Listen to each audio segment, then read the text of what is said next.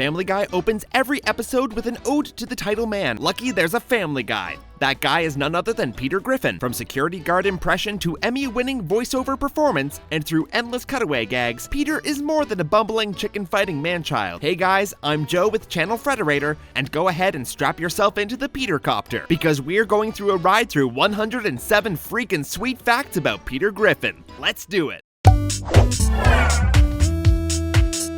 Peter has said that his full name is Peter Lowenbrow Griffin, but the name on his birth certificate is actually Justin Peter Griffin. Oh, and throw a senior on the end of his name there because, well, we'll get to that. According to Dr. Hartman, Peter's astrological sign is Cancer. That means his birthday is somewhere between June 22nd and July 22nd. Peter's age has jumped around throughout the run of the show. Meet the Quagmires asserts that he was 18 in 1984, which would make him 51 now. However, in the Tan Aquatic with Steve Zissou, Lois says that he's 43, but then in Underage Peter, Mayor West says he's 42. One cutaway in Peter's Lost Youth claims that he's now 58. Even accounting for the real-life time difference between the Tan Aquatic and Peter's Lost Youth, that's only 10 years, not 15. Peter was raised by Thelma and Francis Griffin. However, Francis isn't his real father, that's Mickey McFinnigan, who Thelma had an affair with while in Ireland. Thelma eventually gave birth to Peter in Mexico. That's right, Peter is technically Mexican. His mom ventured below the border in an attempt to have Peter aborted.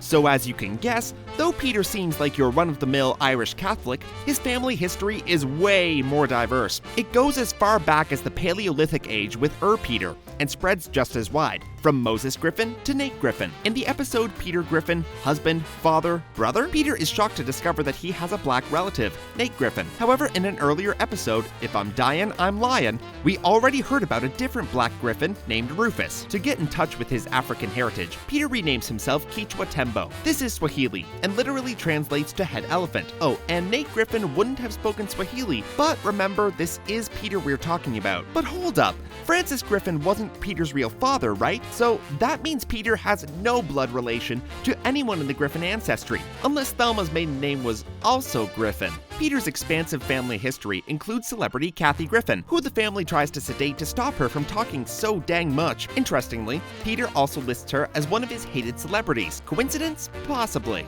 The full list of Peter's most hated celebrities includes Stephen Dorff, Justin Timberlake, Dane Cook, Chris O'Donnell, Jeffrey Chaucer, Andy Samberg, Elizabeth Hasselbeck, Andrew McCarthy, Rita Coolidge, David Arquette, Carlos Mencia, Amy Winehouse, every rapper, Ethan Hawke, Dax Shepard, Toby Keith, Joe Francis, Princess Diana, Chris Martin again, Chris Martin's parents, Eve Plum, Bonnie Franklin, Kate Beckinsale, Freddie Prinze Jr., Suri Cruise, Tom Cruise's daughter, that forehead guy from The Office, Gary Marshall, Paul Tsongas, and Chris Martin's ancestors. Peter has a wrestler sister named Karen Heavy Flo Griffin, voiced by Kate McKinnon. She bullied Peter when they were kids, which is why, as an adult, he bullies his daughter Meg. The Freudian trauma runs deep with this one. He also had a vestigial twin just below his neck skin before Dr. Hartman extracted him. Peter's twin, Chip Griffin, went on to live a full life and even appeared on ABC's The Middle. One cutaway gag shows that Peter also had a broster, a half-male, half-female sibling with a paginus. In another episode, Peter has a hairless twin that he keeps locked in the shed and is rewarded eggshells and coffee grinds for good behavior. Okay, so these cutaway siblings are getting a little weird. Peter was not only abused by his sister, but also his dad. He repressed this fact until he beat himself on the head with a coconut to forget the couple's retreat in Take My Wife. Damn, isn't this supposed to be a comedy? Going into Peter's real roots,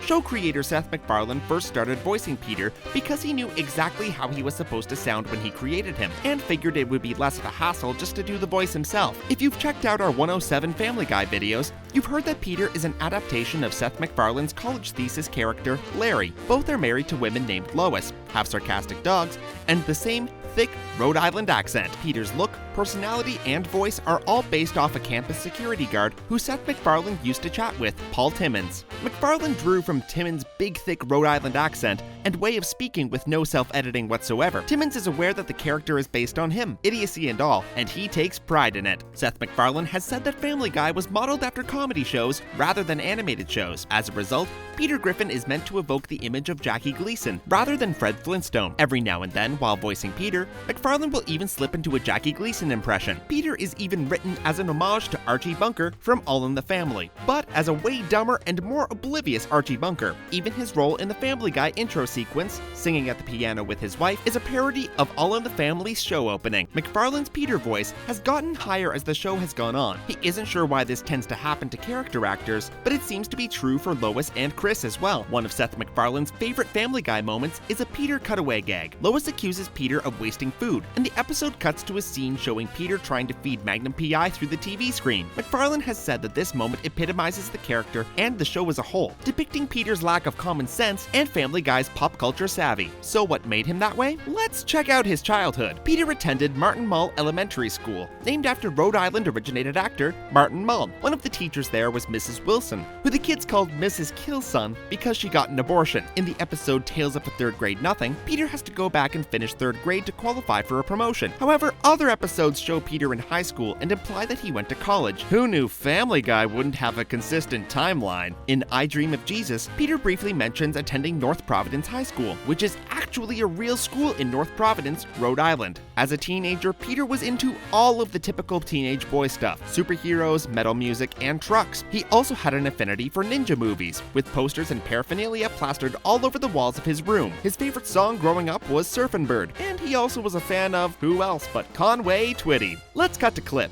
In 1965, Peter won a contest for being covered in the most ticks. It was a simpler time, with simpler contests. Peter not only had tics as a kid, but the nervous kind of tics too. A nervous spasm prevented him from asking his high school crush, Phoebe Diamond, to dance with him. Too bad there wasn't an award for that. When Peter gets upset, he stutters and pees his pants. That wasn't just a childhood thing though, he still does it now as an adult. Peter is an adept football player. He played the sport in high school and later had a stint as a pro, playing for the New England Patriots and the London Silly Nannies. While on the high school football team, Peter wore a custom-designed sports bra, and Karen, his abusive sister, did the service of letting all his teammates know it. According to Peter, he also lost his virginity while playing football. Like, literally while playing football. Just one well-aimed tackle is all it takes. Hey, don't blame me, folks. Blame the material. That athleticism doesn't translate to every sport, though. Peter is really bad at baseball and got completely showed up by Lois when the two of them went to baseball camp for a week in Peter's lost youth. Peter's first job was playing in a folk music trio, but not just any folk trio. It was in Simon and Garfunkel and Peter. He left the band because of,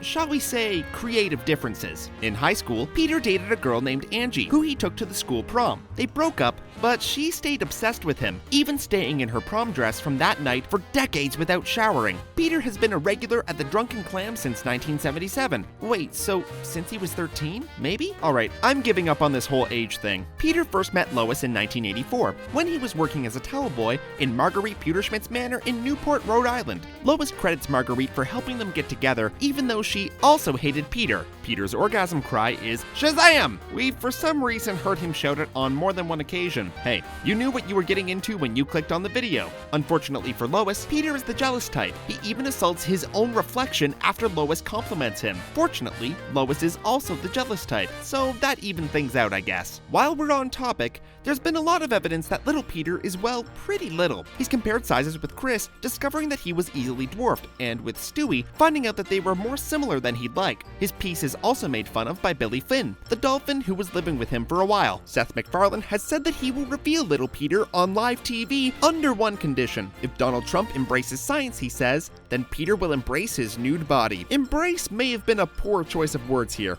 For anyone interested, little Peter actually made an appearance already in the uncensored DVD edition of the episode Airport 07 during the parody of Paris Hilton's wardrobe malfunction. What is this, the third penis fact in a row? Alright, let's move on. Peter didn't live at 31 Spooner Street until after he was married. His house before the wedding was at 1111 South Grove Avenue, Quahog, Rhode Island. Before marrying Lois, Peter dated a woman named Gretchen Mercer. Gretchen came back to haunt Peter in Take a Letter, as yet another psycho ex-girlfriend. Sounds like Peter didn't have much luck in terms of romance before he met Lois. Although Peter often acts childishly and selfishly towards Lois, he also tends to put her above all else when it really counts, even above money. In fact, Peter loves Lois so much that he once turned down a $1 million bribe from Lois's father, Carter Pewterschmidt, to not marry his daughter. Ironically, Peter is secretly mad that Lois didn't take a $10 million loan from her dad and fantasizes about killing her when he finds out. So, go figure. But of course, Peter's childish attitude still broke through numerous times at their wedding. Via cutaway gags, we've heard Peter's toast to Lois. What more can I say about my beautiful bride than, milk, milk, lemonade, around the corner fudge is made, and his exclamation before kissing her, kiss her. I'm gonna destroy her. True love was never sweeter. Lois and Peter's wedding song is Jimmy Crack Corn. I can't think of a more perfect song to go along with their matrimony. Peter and Lois's fathers each hated their offspring's partner, but Carter at least thought to offer money to Peter. Francis just tacked a sign reading, "To a Protestant whore," under the couple's just married sign at the wedding. In a sick and twisted like mother like son moment, Peter and Lois also tried and failed to have an abortion of Meg. They even went to a clinic before deciding against it. Heredity is weird that way. Peter is responsible for changing Meg's name from Megan to Megatron. When Lois handed him the certificate after her birthday, Peter wrote it on in Sharpie. Peter won't exactly be winning Father of the Year, especially when it comes to Meg. For the first 4 years of Meg's life, Peter thought that she was a house cat, and he has no idea how old she even is now. As for Peter's son, well, he was an accident too. Thanks to a broken condom, he and Lois not only ended up with Chris, but a lawsuit victory that paid for their house in Quahog. Everyone knows Peter's 3 kids, Meg, Chris, and Stewie, but via sperm donation, Peter also helped produce dozens and dozens of multi-ethnic kids as seen in A House Full of Peters, as well as Stewie's old rival, Bertram. Oh, and let's not forget about Peter Griffin Jr., his other son who died because Peter shook him too much. Okay, can someone please get this guy a vasectomy? Wait a minute, Peter actually did get a vasectomy in sibling rivalry. While donating his sample though, he knocked over all the other sperm bottles, and then replaced them all himself, so who knows how many half-Peters are still out there. Stewie started keeping a notebook of all of his dad's advice, which includes choice entries like, "Love dies and that's okay," and "I've never seen a pigeon die from eating food off the ground, so what's the big whoop?" Wiser words were never recorded.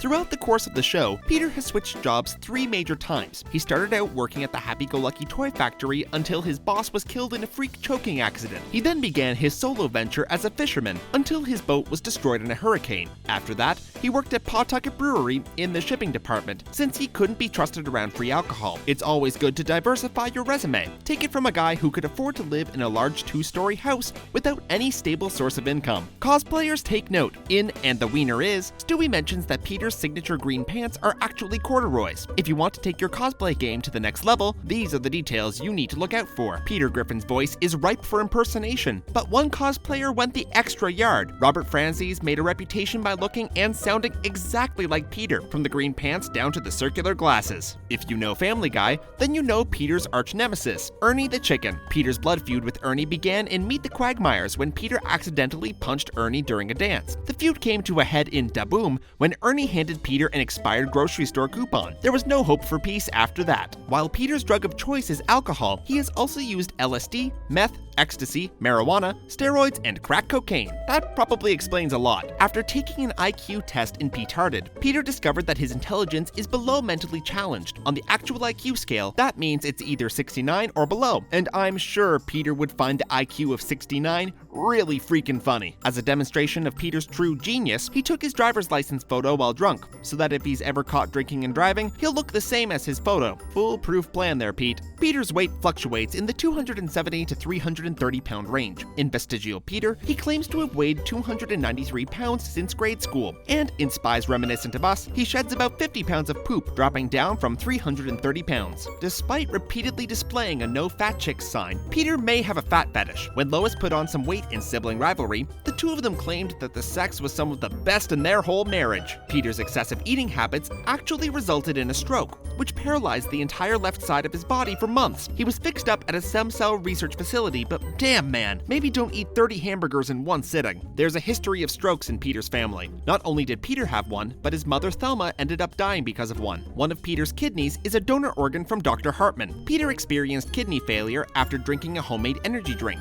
and though Brian volunteered his own canine kidney, he obviously wasn't a viable option. It's still nice to know that despite his shortcomings, Peter's surrounded by good friends. Peter once faked his own death just to get out of a dentist appointment. Man, if he put half as much effort into his health as he does his cutaway exploits, maybe he wouldn't be such a train wreck. Peter's go-to drink is a Pawtucket Patriot Ale. The Pawtucket Patriot himself even appeared to Peter in a vision, inspiring him to open up a bar in his basement called Ye Old Pube. Peter has tiny, little baby sneezes. They're even funnier coming from such a big guy. Peter is the source of some of Family Guy's most iconic cutaways, including the Conway Twitty cutaways, the skinned knee gag, Surfin' Bird, and of course, the chicken fights. For someone who loves farting so much, Peter really had a late gas blossoming. He never even farted until he was 30. Must be making up for lost time now. Peter's favorite band is Kiss. He attended Kiss stock in full costume, and even watches the Kiss Save Santa Christmas special every year. He's such a big fan that he doesn't even care that Lois once slept with Gene Simmons. Though he tries to hide it, Peter loves Barry Manilow. He even went to a concert with his usual posse, after all of them admitted their adoration of him. What was there to be ashamed of? Can't Smile Without You is awesome. He's also a great musician. He's broken out a guitar on several occasions, learned to play the trombone in college, and can play piano, only while drunk. But hey, that's more than most of us can do sober. Peter's played in several bands as well. He was in a folk band with Lois, Handful of Peter, and then the two of them later joined Meg and the Griffins. He was also in Fat, Horny, Black, and Joe,